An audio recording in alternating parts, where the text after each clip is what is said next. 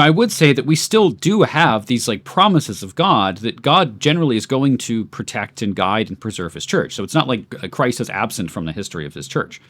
Instead, there is a providential hand of God. There is a providential working of God within the church.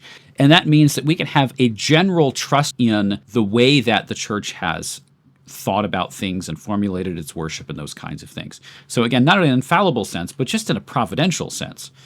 And so it's not like we're saying that there is therefore no authority within tradition at all, or like it doesn't matter what the church fathers say, but it's to say that when there is this kind of competition, right, maybe between what the text says and what's received in tradition, which is a big question of what tradition is, well, if we have to choose between the two, we're going to choose the text. However, the Lutheran reformers have also made the argument that any doctrine that has no precedent in the history of the church, especially within the church fathers, should be thrown out. Like if we can't find any testimony at all that anyone had believed this before, you shouldn't just throw out what the fathers said and said, well, they all got it wrong. And so there is that question of how do I relate in my interpretation to the fathers if my interpretation is so different from anything that's ever been said before.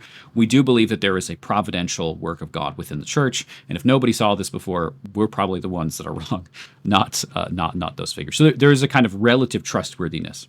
And when you're doing that and look at those fathers very often align with Lutherans instead of Roman Catholics on many of the points of division during the time of the Reformation.